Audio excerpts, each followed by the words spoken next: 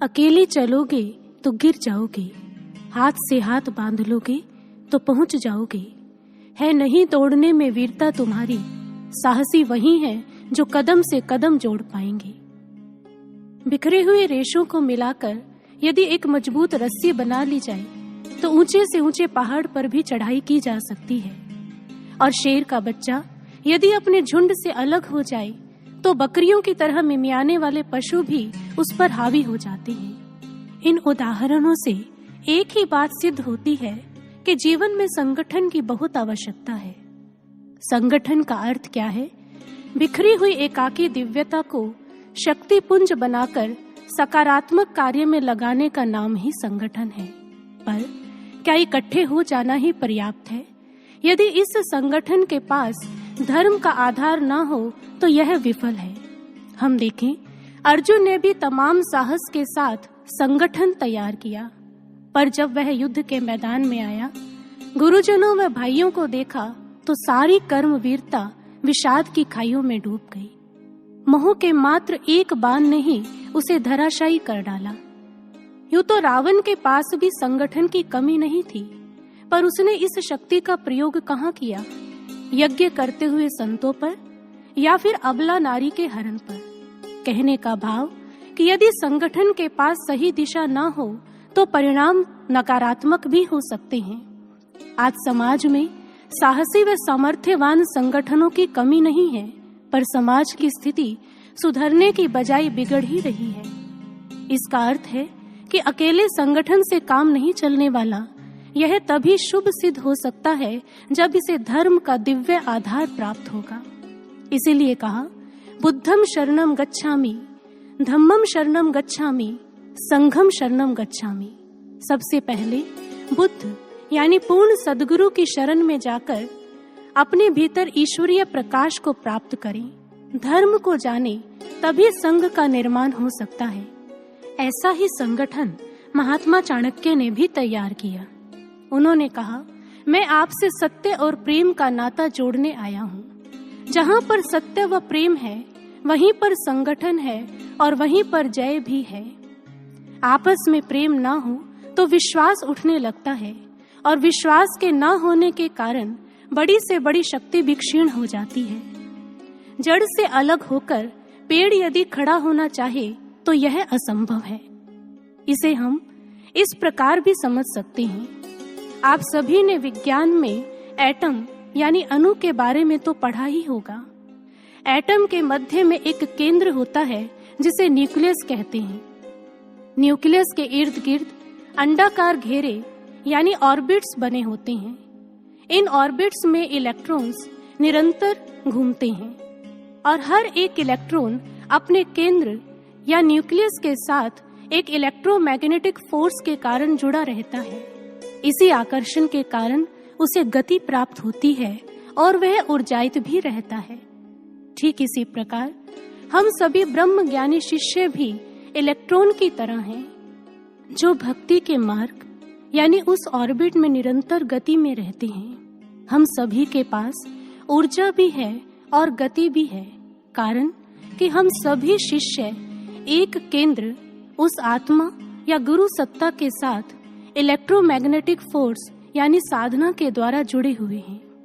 यहाँ पर ध्यान देने योग्य बात यह है कि यदि हम सभी का केंद्र एक ही है तो फिर हम सभी के विचार, हम सभी का मत और हम सभी का लक्ष्य एक होना चाहिए।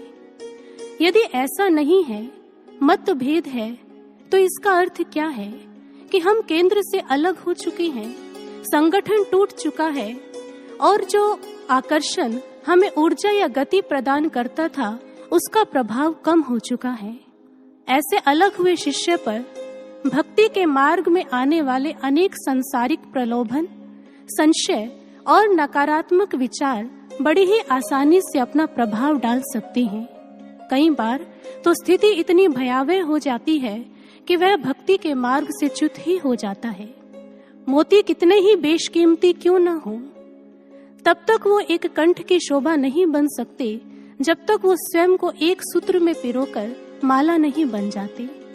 हम सभी के विचार कितने ही महान क्यों ना हो, जब तक विचारधारा एक नहीं है तो कोई लाभ नहीं। इसलिए संगठित रहने में ही हम सभी का कल्याण है।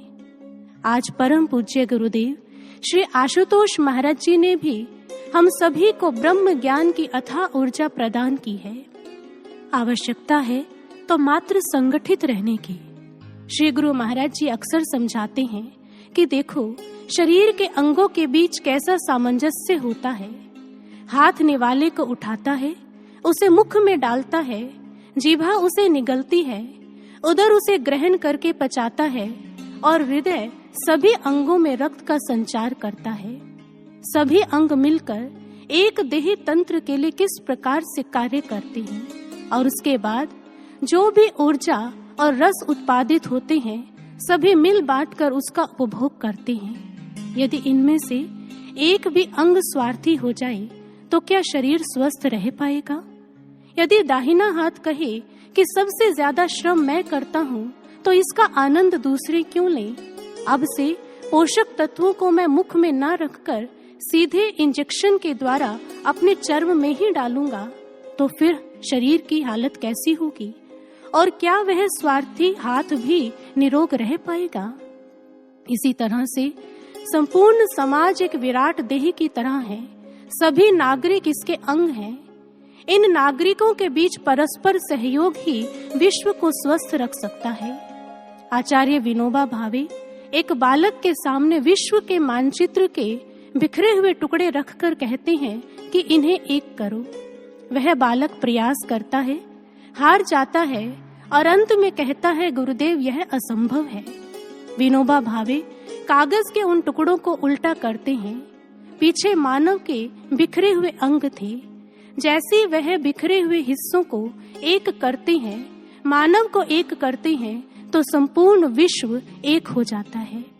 इसीलिए हम सभी को भी अपने निजी स्वार्थ और अहम को त्याग कर एकजुट होने की आवश्यकता है। तभी हम श्री गुरु महाराज जी के विश्व शांति के महान लक्ष्य में अपना सहयोग दे पाएंगे। लंका चढ़ाई के समय नल, नील, सुग्रीव, हनुमान जी सहित सभी वानरों ने मिलकर अपना सहयोग दिया तो दयालु प्रभु ने जीत का सारा श्रेय ही उन्हें दे दिया। जलती हुई एक लकड़ी को बुझाना आसान है, पर जलते हुए वन को बुझाना मुश्किल। ऐसे ही यदि सभी दैदीप्यमान ज्योतियां मिलकर एक हो जाएं, तो ऐसा दावानल बन सकता है जो अज्ञान के महातमस को भी खत्म करने की शक्ति रखता है। और यही संगठन की महाशक्ति है। यदि हम सभी ब्रह्म ज्ञानी संगठित हो जाएं, तो वह दिन दूर नहीं जब हम संपूर्ण विश्व के अंदर शांति स्थापित करने में अपना सहयोग दे सकते हैं।